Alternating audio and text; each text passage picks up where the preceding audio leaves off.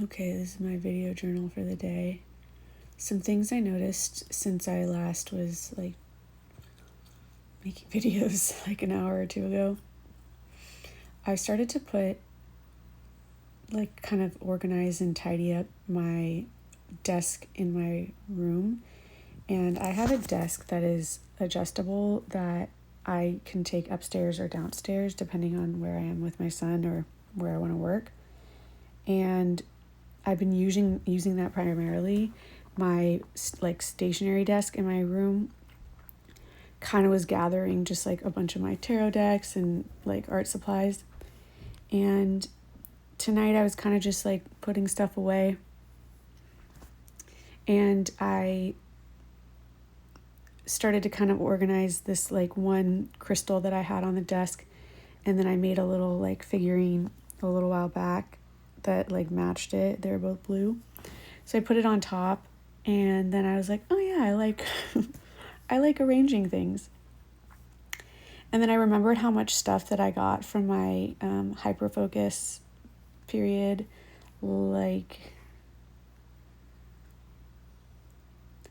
I'd say it was like 2023. It started my like witchcraft era.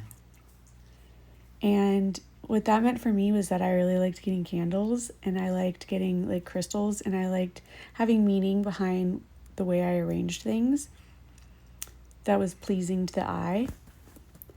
And I like having meaningful items on my like desk area.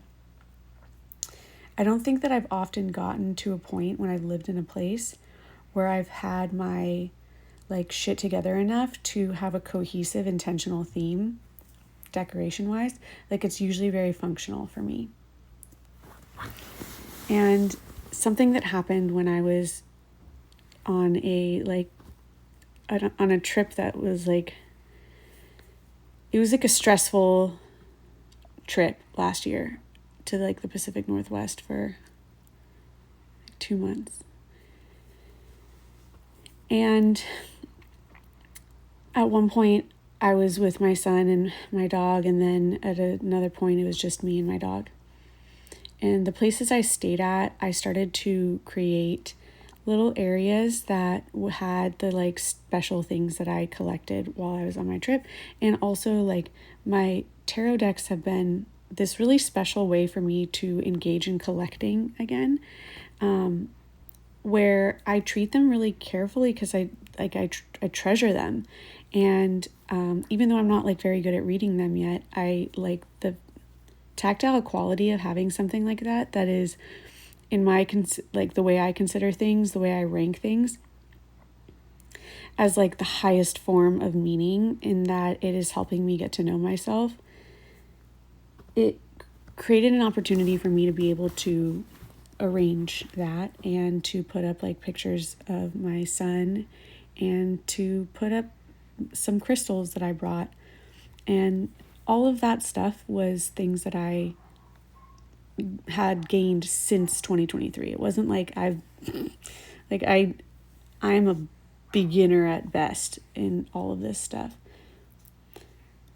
The important thing is that it became a repeated ritual for me when I was setting up at the different places I went to. That was offering me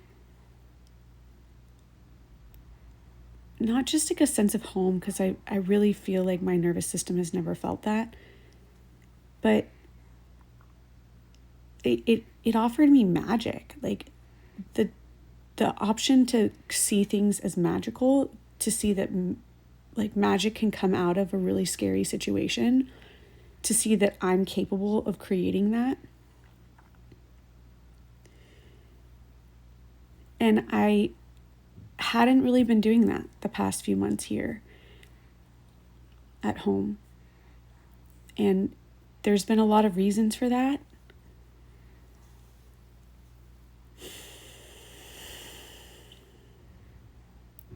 And tonight when I got the chance to kind of put stuff back in a different way, I like found a couple of these little jars that I put some of these like crystals in with intentional, like this is going to be the white, blue, and gray rocks, and it's going to mean this thing.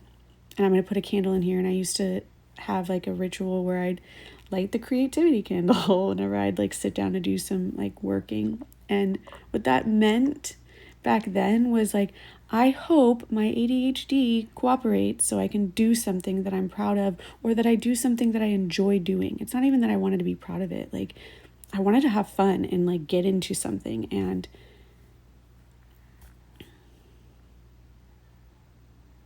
yeah, I really assumed that it was me that was the problem, that like I couldn't do all these things.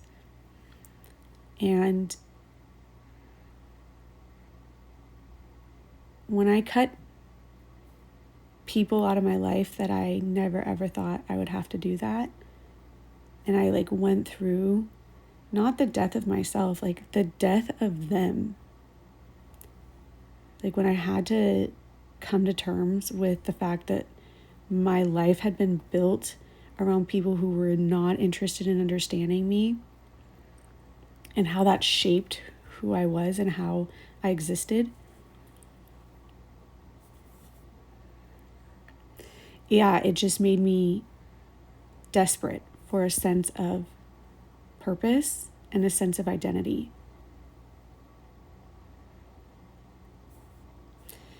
And having any bit of like positivity or joy or beauty show up in my life has been miraculous.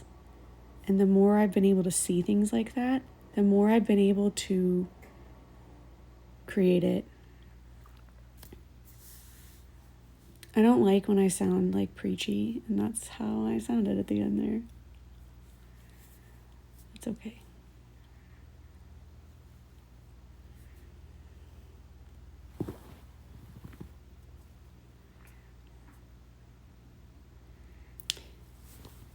I just thought about how in movies and TV shows growing up, especially like growing up in the 90s, the ways that daily life was depicted for people my age was the best I got at understanding what ways there were to go about things, or to relate to people, or to not get in trouble.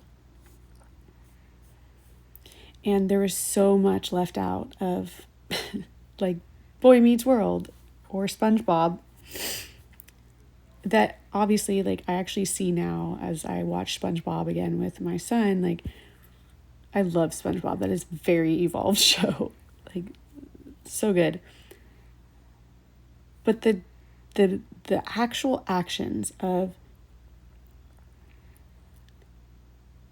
cleaning up a desk and throwing the trash out and doing these tasks that are just expected to happen in the background between like plot points on shows and movies. Like, for someone who was really trying to understand how to be a human growing up, so much of what would have benefited me to know is what is shown on TikTok now and on Instagram. And it's people like myself coming on here and being like, hey, I just like discovered a cool thing that if I do this thing differently, this has this effect. And I will take 100 videos like that over a doctor's diagnosis, over an expert's opinion any day. Like, that is what I value. Now, like, if you show me something that worked for you in your little life that I'm having a little life over here, if you show me something that worked for you, you are way more valuable to me than the years I spent going to doctors and asking what was wrong, and the years I spent on medication to deal with problems that were actually coming from the people around me. That's all. Oh yeah, one more thing. The thing that I was talking about at the beginning, I realized is like what you would call an altar, but it sounded very weird to me when I would hear people refer to altars. And also growing up Catholic and being deeply traumatized by that, yeah, altar has never felt like a good word for it, but it's like a self-devotion altar. So bringing it back to the topic at the beginning of the Michelle hour. Bye.